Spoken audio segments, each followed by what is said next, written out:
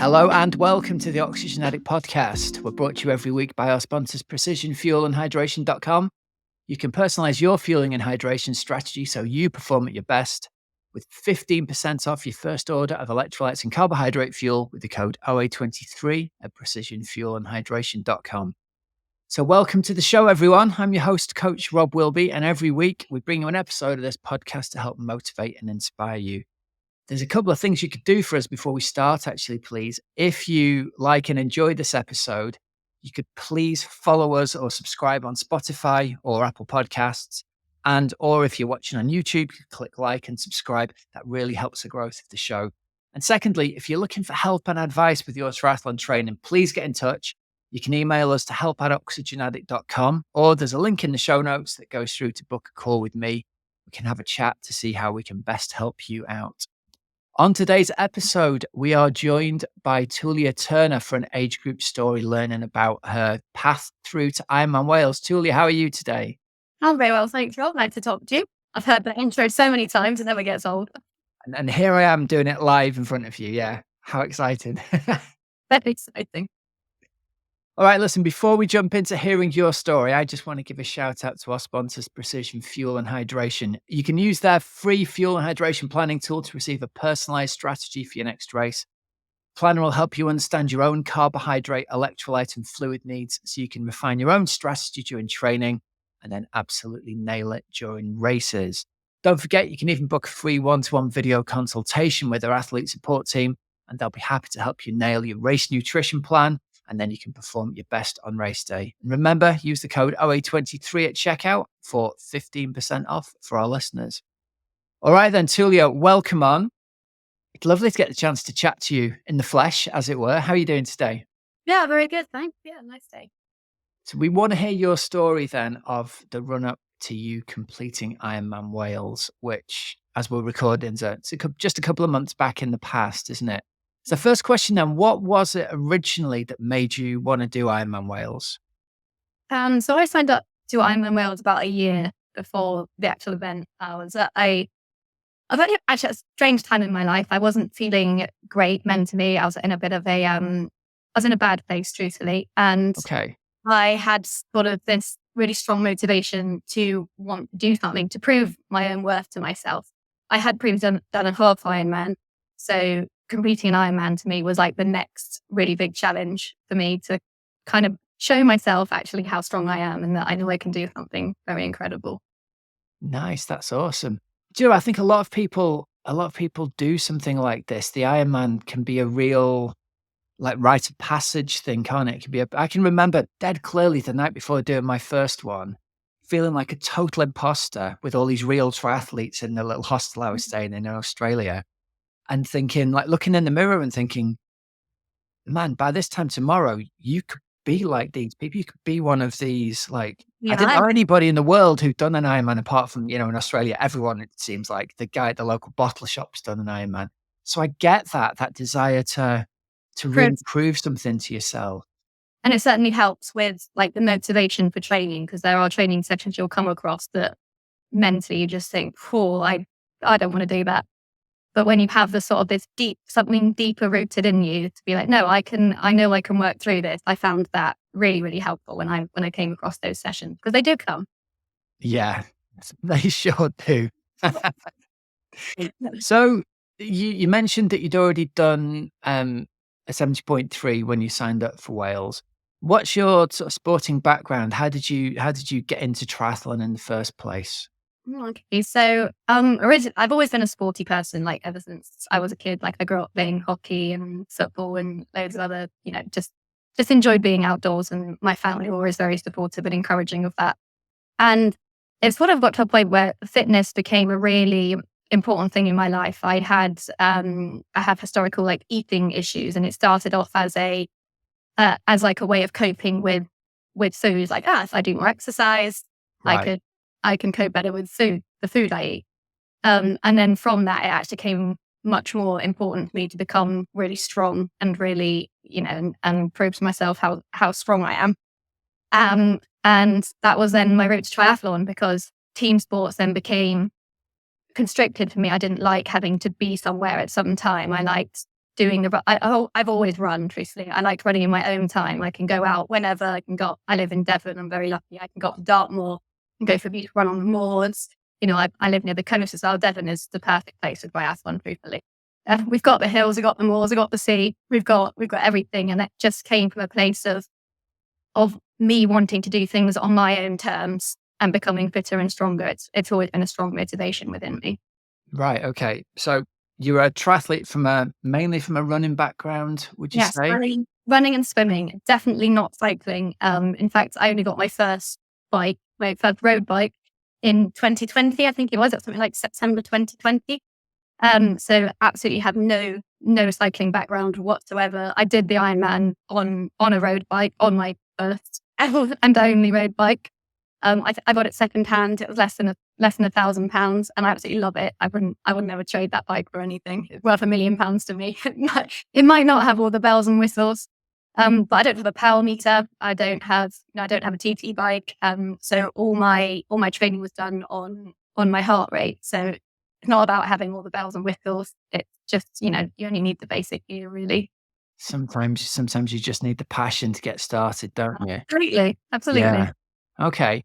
And then obviously the cycle portion of certainly, well, any triathlon, it's the longest portion, but at Ironman, you got to learn to love cycling if you're going to do it. You can't fake your way through the bike, can you? Is that something you learn to love in the training?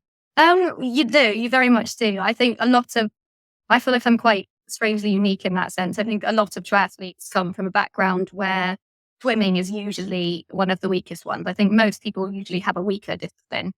And for most people, I do believe it's swimming because it's completely technique based rather than fitness based. But for me, I've actually always been, I'm not the best swimmer in the world, but I've always been a confident swimmer. I don't feel nervous getting into the water. I know that a lot of people do feel that.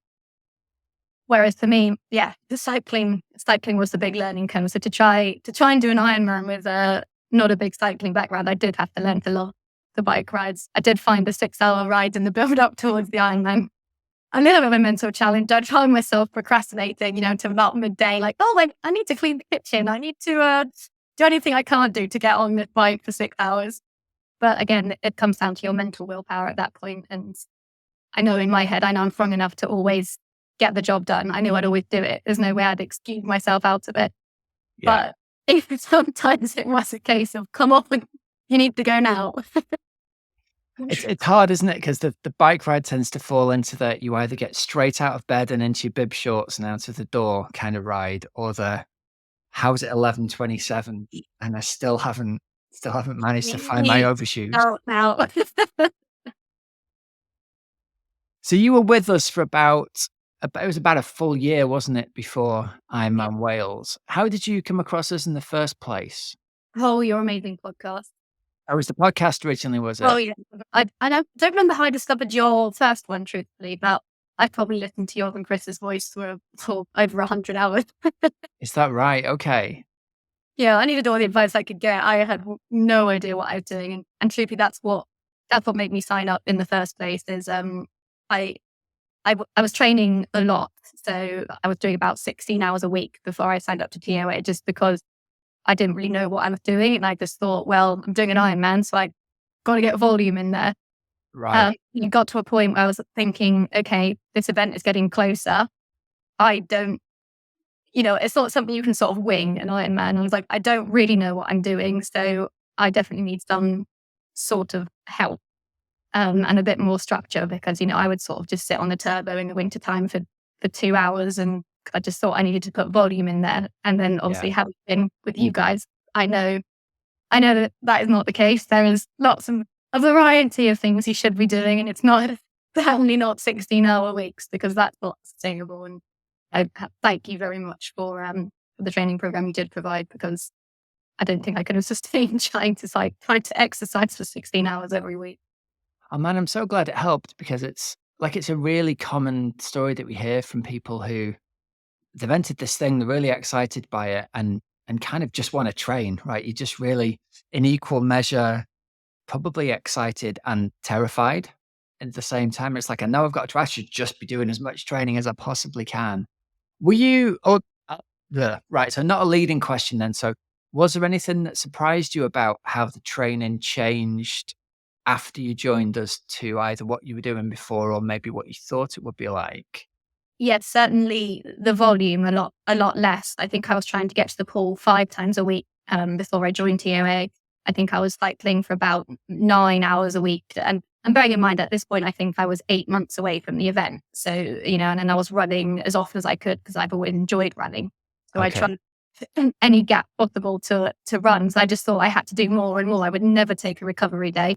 I had no idea of the importance of recovery and the fact that you guys make recovery central. Like, it's the first thing you always advise people to plan in before they do anything else. To me, that was such an alien concept. It's like, I don't want to recover. I need to exercise more. I'm doing an Ironman. What is the point in recovery? I don't have time to recover. So it completely changed my approach and my attitude towards training. And now, having left TOA, I'm still carrying that on, so it completely changed the way I see training, which has been amazing. So thank you. Okay. Oh, that's really good to hear. What do you do in your professional life? I'm a teacher, so it is a pretty full-on job. It's definitely not a sit-down kind of job. I start work at 7:30 in the morning and I don't finish until 5, 5:30 most evenings. So trying to fit, I found it so much better with your program, trying to fit the less hours around work. I would always swim before work. That was my morning routine. So I'd be up at 5:30 in the morning to fit in my swim before work, and then the run or the bike ride would be an evening job. But no matter how many hours you're training, it is still a big commitment, Yeah. and you do have to put the effort in if you think that an Ironman is something that you want to do. But there's no two ways about it. You have to train. You gotta love training. Gotta love training. How old are the kids you teach? So whilst I was training, I was teaching year 2 from a primary school teacher, and I now teach year 5, which I absolutely love.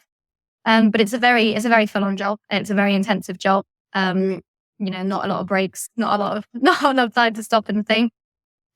So yeah, again, trying to fit training around that. Just to me, it's a release, which is why so much I loved, especially in your program, the slow running that suited me down to the ground. There was no intense effort or intense run intervals, and for me, I just love that because the runs became my time to relax, like calm down from a stressful day at work, and just go stick my headphones in and enjoy a nice 9-1 run. I don't think that people who have well, I think people can imagine, but I don't think that people who haven't been teachers Mm. can imagine. Like, lots of people have stress in different jobs, but there's a particular kind of stress that teachers are under that I think is hard to put into words. And like, my hat goes off to you. You I did it for don't have many to. years, and Yeah, I'd had enough of it by the time that I went. But I can completely understand the need for the you time, like yeah, between. It's hard to explain, isn't it? yeah. I've done other jobs where you go in and you have a coffee and you chat with your workmates and you do a bit of work and whatever, wander around the office and do some photocopying. Teaching isn't like that. Teaching is you're on from like 8 o'clock when you're in all the way through to the end of the day without really a chance of a break. So It's the spinning plates of teaching. You're not just a teacher, you're a carer, you're a social worker, you act like a mom sometimes for these kids. You're constantly trying to spin 10 plates that are your job, and it's relentless, and you can't drop those plates. yeah. I love Did anything else in the world. So it's the best job ever. what did the kids or did the kids you were teaching know you were going to be doing this? And what They did they did. make of it? They had absolutely no understanding of what an Ironman is whatsoever. We have a fun run at Christmas time, and it's a mile around our school. And we call it the Santa run because they put their little Christmas hats on and they love it. They have a great time. So I explained it to them by saying, well, imagine, that fun little mile long run we do. You have to do that 27 times. That was probably the best I could get out of them, but they have no clue. Even my work colleagues, truthfully, were just like, I can't believe that you would pay money to do something like that. Most people think it's some form of torture. Yes. But I absolutely love it. I love teaching and I love training. So for me, I have the best life. I know there's a lot of year 5 kids, my son's previous school would be very inspired by a teacher doing something like that. Did you find that were there some kids who were just kind of in awe of you once you'd done it? Yeah, they because I was teaching year 2 at the time, they struggled to have an understanding of Yeah. exactly what I'd achieved. But I have spoken about it once, I think, with my year 5s, and they didn't really know what to say. They're just like, "What? Yeah. What? 180 kilometers on the bike." It took me a long time. And then I ran a marathon afterwards, by the way. Yeah. Oh, that's brilliant. Ah, in the lead up to Ironman Wales then, I think it's natural athletes go through periods of, well, stress and worry along the way, but also doubt that they're gonna be able to get this thing done. So I'm interested in your experience of that in the last sort of 6 weeks before the event. What was going through your mind, and how confident were you that you were gonna be able to do it or not? Mm. I definitely, I definitely had a lot of feelings of imposter syndrome, actually, especially even as in the lead up, as in the day before, walking around like the athlete village with all these, because I think there's not a lot of females thing. I think it's something like 1,800 males to 200 female Yeah. ratio. It's The less than number of women 200, wasn't it? the number of women was really, really small. And they just walking around with all these blokes have got these giant Iron Man tattoos on their backs and their arms or the back of their legs or wherever. You just think, oh no. I remember racking my bike next to these two TT bikes that were probably worth about 10 grand a piece. And I was just like, oh, I don't belong here. But the bike does not make the person. We all have, you're not in competition in Ironman. Everyone knows that. And that's like the wonderful thing about it. You don't turn up these events thinking, oh, I'm going to beat you and I'm going to beat you. It's not a race against the other people who are there. We all know what it takes to get to the start line. We've all, we've all gone through our own training. We've all gone through our own struggles, and we've all gone through our own tryouts at that point. So there's a real camaraderie that morning when you wake up in the dark at 5 a.m. or I think it was even early, and that was 4:30. And there's just like this electric buzz in the air where everyone knows the undertaking they're about to do. And we're all on each other's side. Everyone wants everyone to finish. And there's such a lovely feeling about that. Having a background in competitive sport like hockey and football where you're trying to beat the other team. It's such a wonderful feeling to just be with these people who are, it's 5 o'clock in the morning and someone wants to share their pump with you so you can pump up your wheel because you're panicking that it might be a millimeter too low. Everyone's there to make sure that everyone's okay. And I love that part. That was definitely the buzz that would make me do it again because Yeah. camaraderie amongst the people.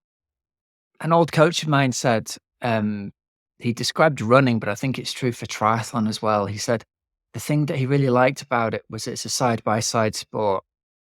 And the competitors that you've got there are there to get the best out of you, but they don't affect your race. Like if someone's going to run a minute faster than you over 5K, well, they're going to win, but that doesn't affect whether you can still do well as well. Whereas in a hockey game, if you're up against a good team, you're going to get annihilated. That And I think you're right to identify that. It's an amazing feeling to be in this big event, but it doesn't necessarily. It feels much more everyone's together moving in the same direction rather than people trying to get in front of you. Yeah, It's all exactly. about the very top people anyway. Yeah, but you're as a normal person, you're not really affected by Right. like it's wonderful, and I'm just in complete awe of. There were some professional female athletes at Wales, and in total awe of people who can even fathom completing an Ironman in under 10 hours or way less. It just, it absolutely blows my mind. Those people are incredible, and I can't think or imagine the training and the effort that would take to be at that top end of the game. And just my hat goes off to them. It's incredible. Well, I think you can imagine because you've done mostly the same thing. It's just that Right. we're for a bit longer. To do it for 37 hours a week. Right. So Ironman Wales then is a pretty special event amongst a bunch of pretty special events. I don't know whether it's a combination of the setting itself or the kind of people it attracts or the fact it takes over Tenby and Tenby kind of sticks out in its own little headland almost, but it's the whole town is involved in that, isn't it? It's like nothing else I've really ever been to as an event. So talk us through your experience. And you've said, morning of the race, the atmosphere is electric, but for people who've never been there, paint the scene and describe it. Oh, I'm really looking forward to this part actually, because it was on a Sunday. It was a Sunday, the 3rd of September. And the following day, I actually had my first day back at work for the first day of the next year at school. So I had no time to reflect because my parents drove me up in the camper van and they drove me home that night in the camper van and it was on a lot of pain at that point. And then I went to work the next morning, less than 12 hours later. So I've actually had no time to really properly reflect and sit down and really think about the day. And it was probably one of the most special days of my entire life. We were so lucky at that event. Signing up for an Ironman in Wales in September, you don't know what kind of weather you're going to get. I think last year there was some awful rainstorms, but we had wall-to-wall sunshine for the entire week, like the whole weekend before it, the buzz before, the day before, everyone walking around the athletes village in the sun. The fact that we got sun all day on a sunny day in September was just unbelievable. If I had to make a complaint, it was that it was too hot, which I never thought I'd have to heat train for doing Ironman Wales. And and they brought the crowds out in absolute droves. Like you said, Wales is pretty well known for its incredible crowd support, but I think there was something extra this year because of the weather. The streets were just filled, and I mean filled to the brim. And it was just starting the day with everyone singing the national anthem on the beach was so emotional. You sort of walk down this really steep path down to the beach, and it just littered with people from everywhere you can see. And there's something really emotional about that because you know what you're about to do. You're standing there with all these people who also know what they're about to undertake. And I truly believe, I know it was my first Ironman, but I truly believe no matter how many Ironmen you do, you can't not be nervous at the beginning of an Ironman. So this buzz of people, like there's a real genuine hum, you could actually feel it in the air. And then just these thousands of times, you look up and these thousands and thousands of people just everywhere. And then just hearing, there's no animosity. There is no anything. I genuinely cried a little bit during the national anthem because I just felt so overwhelmed by the emotions and the nervousness. But I would live that day again and again and again in my life because it was the most special moment. I remember just running into the water and getting into the water and thinking, you're doing it. Today is the day, all of this, you are doing it. And then you get out of the water and people cheering and cheering as you're running up the streets. And I was so lucky. My parents were there and I had some friends there and people cheering your name. And that's anyone who's never been, you have to go. If you're at all into Ironman, if you're at all into long distance triathlon, you have to go. Even if you don't race, you have to just go to Wales to feel it because it was so special. So there's not really the words to describe how special it was, truthfully. There's something amazing about the amphitheatre feeling, isn't there? That the crowds are up on the cliff tops looking down and the bags with the shoes in are all lined up the zigzag path on the way up. It's totally unique, but it feels almost like a cross between like a gladiators arena and like the Minack Theatre down in Cornwall. It's got that feel to it, hasn't it? It's amazing. Yeah, it really does. And it is totally unique for that. So T1 is nearly a kilometre for the transition. And you have to pick up your shoes as you run up out of the beach and then run nearly a kilometre to your bike, which is obviously littered with people just shouting at you. And people have different methods, what they do with their wetsuits. Some people take them off. Some people, I actually put mine around my shoulders. I wasn't really sure what to do. But it didn't matter because I wasn't sprinting through T1. I didn't mind what my time was. I just remember soaking it all in and thinking this is so incredible. And it really truly was. It was just a very special day. Did you feel like you had a good swim? I wasn't as fast as I would have liked to have been, truthfully. I had no time goals going into this. I mean, my first Ironman, my only goals were to finish. and run the marathon, because that's, I do have my background in running. I didn't want to find that I had killed myself on the bike and then I had to walk the majority of the marathon. I wanted to run the marathon and enjoy it. So my swim, in truth, I know I could have done it a little bit faster. The water, again, for the beautiful day, the water was completely flat still, which I think is also pretty unheard of in Tenby. My dad actually got the most amazing picture of like shooting down over the beach and the water is completely flat except in a little line of 2,000 swimmers just making their way around this course. And it was absolutely incredible. But I did find with my swim, I just got a really nice rhythm. I tried to stay out of the chaos of it. I seated myself in about the 1 hour 20 mark, because I thought I might be a bit faster than that. I don't really know. I just want to be away from people, but there are probably about 400 people in the 1 hour 20 mark. And I swam about an extra 200 meters because I swam so far away from the boys, just trying not to get caught didn't want to be kicked in the face, didn't want to lose my goggles, just wanted to get into a nice motion, a nice swim, and start the day off like nice and calm, rather than thinking, okay, I've now lost my goggles, so I've been kicked in the face by someone, or I need to chase that person. I just knew I needed to get into my nice, calm rhythm, because that's when I swim my best. And like I said earlier, I'm not the strongest or the fastest swimmer, but I am a confident swimmer. I knew nothing was going to go wrong in the swim if I was just sensible. So I stayed out of the mess and just plodded on round. And it went to plan by the sounds of things. It did, yeah. I was hoping for somewhere between 1 hour 10 and 20, and I think I swam a 1:20. I don't even remember, a 1:23 or something. Yeah, Nothing incredible. Nothing.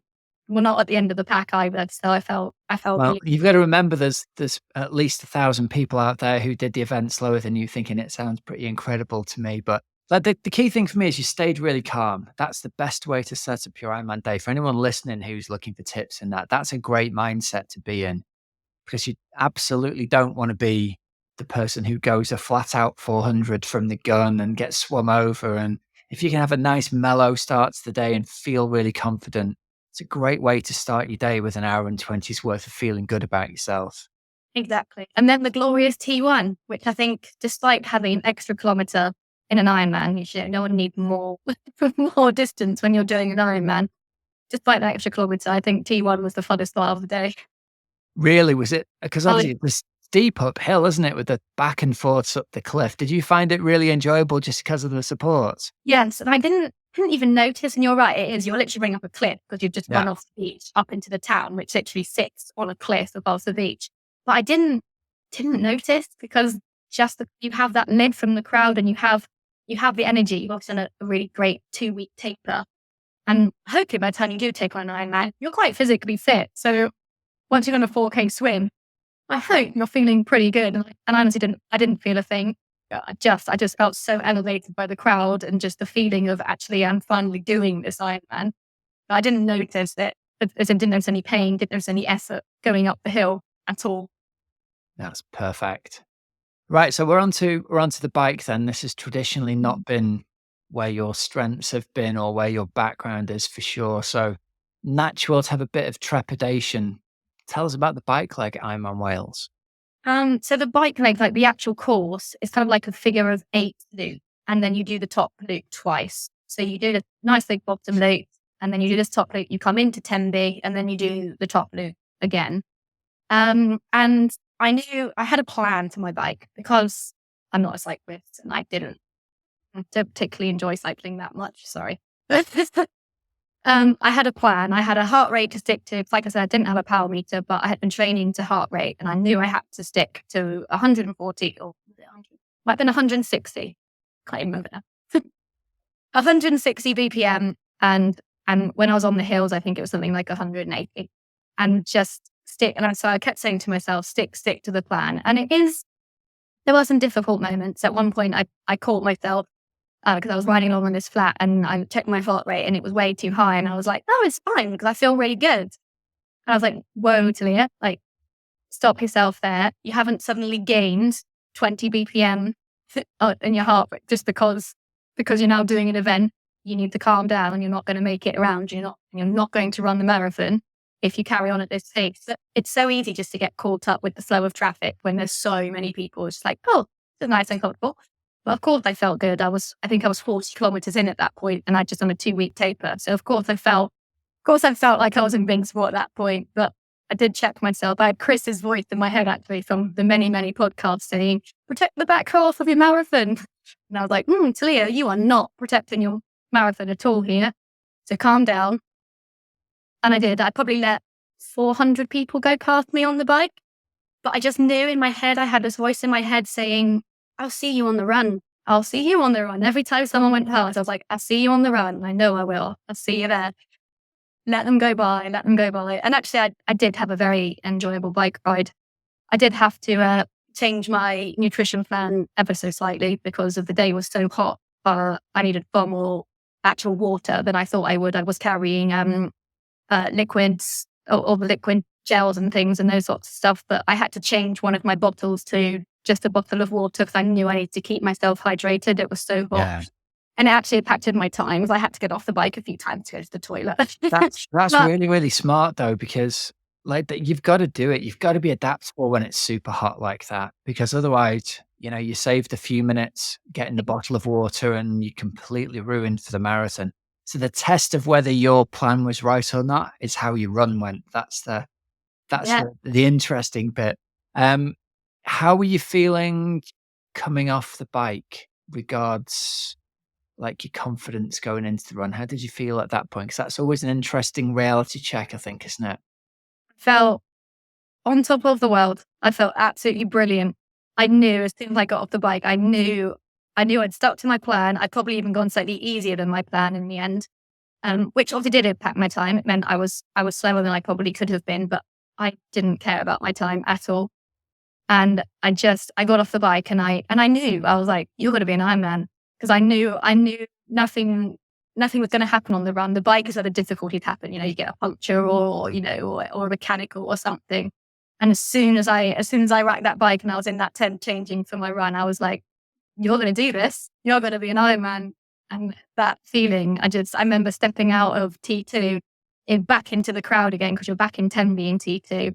And I just felt like I was flying and I flew. In my mind, I smiled the whole way around the marathon and I absolutely loved it. And I probably overtook 500 people again on the marathon. So I just knew I did it. I stuck to my plan and I did it right for me. I don't think there's a right or wrong way to do an Ironman, but I did it right for me on the day and it was amazing. Yeah. So you managed to catch all of those 500 people you let go on the bike. I did, and more. And they walked up the hill because so the marathon is a 4-loop run course, and there's a really long, steady hill. It's quite a long climb. I think it's close to a mile or something. It's horrible, isn't it? Well, I live in Devon, so to me, you were right at home. Yeah, I was like, this is fine. But the amount of people who had to walk that hill and just struggled up that hill. And I felt great.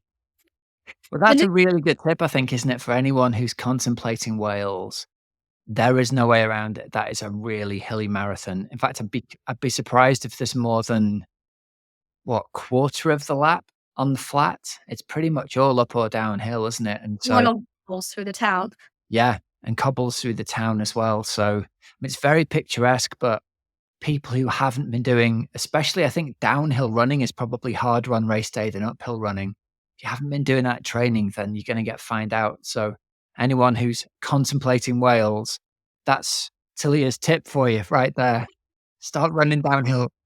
Go train on Dartmoor. It's brilliant. Yeah, there you go. So you pass 400 or 500 people. Talk us through the last 5 or 10 minutes of your day then. It's a very special moment. So you do 4 laps, and the hard thing about doing 4 laps is you kind of run past the finish line 3 times. So, and obviously you're seeing people finish, and these are total strangers to you, but you're really proud of them. You're like, you've done it. You've just had an Ironman today. Like, you go. There's no sort of animosity or jealousy of anyone else's time. It's just that there's someone else who's finished. Amazing. Good for you. Like, you're an Ironman. Fantastic work. I remember it was dark by the time I finished. But I remember coming down the streets of Tenby towards the red carpet finish. And if it's your first Ironman, you get to ring the Ironman bell. And I saw my parents; they were opposite the bell. They were shouting for me, and I went over and gave her a massive hug and just shouted at them, "I'm an Ironman! I'm an Ironman!" And they were like, "You're an Ironman! Go ring the bell!" So I just ran over, rang the bell, and the crowd just were even louder in that moment. And then crossing the finish line where they announce your name and tell you you're an Ironman, it was a surreal moment. I wish there was more vocabulary in English to describe the word amazing and special, because it took my breath away and I was already pretty tired. I'm interested in whether you, or your reflections on this. Did you get what you were looking for out of your Ironman experience and the year of training and the event itself? You mentioned earlier you were looking to kind of prove to yourself, that you're strong enough to do this thing. And I know you've not had a lot of time to reflect on it really, but when you look back over that, do you think you've got the thing out of this that you were looking for? Absolutely, more than. And I don't know. I'm contemplating doing another one. I'm very in two minds about it. My first mind is I set out to achieve my goal. I more than achieved my goal. Tenby was an incredible, special day. The sun, the weather, the crowds, everything about being in Tenby that day. And then I'm like, oh, I want to do it again because I know I can do it faster. I know I can do a faster Ironman. Now that I've got an Ironman under my belt, I know I can do a quicker one. But then I'm like, is it going to be as special as Tenby? Because I feel like I hit the jackpot on my first ever Ironman. I don't think it'll ever get better than that. So I'm still in two minds. I haven't signed up to anything at all yet next season. I mean, they bombard you Ironman. Obviously, you're riding a high after finishing, and they know that. So they send you everything. It's like, sign up now, get a discount for next year. We don't want to lose you. So I did my best to not succumb. I was like, just calm yourself. They are not cheap events. But I don't know. I think I will do another one. I see myself doing another one. I don't know if I see myself doing another one next year, 2024, maybe at an eighth time in my life. I don't know. I'm just having the winter now to have some downtime. The difficult thing about doing an Ironman is you have to dedicate so much time to training. It does take over your life. So I am now spending the winter, like seeing my family more, seeing my friends more, chilling out, having some alcohol occasionally, because I banned myself from alcohol for a long time. And just relaxing. And actually, now that I am relaxing a little bit more, it's kind of like, okay, now I'm seeing this without the rose tinted glasses being on. Do I want to go through that process again? Yes, probably. Maybe just not yet. Yeah. And I think you'll get a different thing out of it the second time around. The thing you were looking for from it the first time around sounds like you definitely got, and you'll always carry that forward with you. And it sounds like maybe the motivation for maybe doing it a second time would be completely different, and that needs a different set of thinking and discussion in your own brain about. But I'm glad you got what you came for. That's really important. I think it's nice when you get what you came for and it was a good experience. I think my experience of this is that people often get what they need, but not necessarily what they want. And so it's nice to hear the story of where those two things come together, and you got what you wanted and it was what you needed as well at the same time, which is pretty great. Absolutely. I'm very proud of myself, and I don't think people say that about themselves often enough. Actually, it's not a thing you should be ashamed of, to be proud of yourself. And I'm really proud of myself. It's the everything. It's the grit of the 5:30 a.m. alarm when you don't want to wake up and it's dark. It's it's raining outside, but I need to go for a bike ride anyway. So I'm going to go. Or it's a really windy day and the sea's rough, but I know I need to get in and train in the sea. If you are the sort of person that can do those things regardless, you have what it takes to be an Ironman. I believe that's where an Ironman is. It's not in the glory on the day. It's in the 5:30 alarms. It's in the wind. It's in the rain. Yeah. And it's in the recognizing that you had a really clear idea of why you did this. And it was that you wanted to prove to yourself that you could do some things. And now that you've proved that to yourself, you can be proud of yourself. I think a Oh, different person going in trying to prove something to maybe other people, well, then you don't get to be proud of yourself because you weren't doing it for that reason. You were doing it to impress other people. And it's up to them whether they give you their approval or not. But when you set your stall out like you did to show yourself something and you've shown it, well done. Take the minute to pat yourself on the back because, like, they're the best kind of backpacks you can get, I guess. absolutely. Sitting couldn't agree more. Right. So you having been through this, and I think we've maybe just answered this question anyway, but I'm going to ask it anyway. What advice would you give to someone out there who's in the same position you were, who's considering doing the Ironman? Yeah. Um, what have you learned from this that you can maybe pass on to them? Recovery. Recovery is key. Yeah, I got fitter doing less, and I believed doing it on my own. I believed I just had to do more. I believed I yeah, had to cycle more. I had to run more. I'm not a good cyclist. I'm going to cycle even more and more and more. But actually, taking the time, resting, recovering, I got so much stronger. I don't look at too much data, but I know that I have a nice Garmin watch. My VO2 max went up by about 7. I think I'm now at 55 VO2 max for cycling, which is top 1% apparently for my yeah. age. Very good. You know, Very good. I wasn't there before, and I thought I would be training 10 hours a week on the bike. So actually, less is more, and recover, Yeah, get the gains. that's brilliant. And like I think a really good place to wrap this up, my reflection for you is it's really good when a person like you comes along and has got a really clear idea of why they want to do it.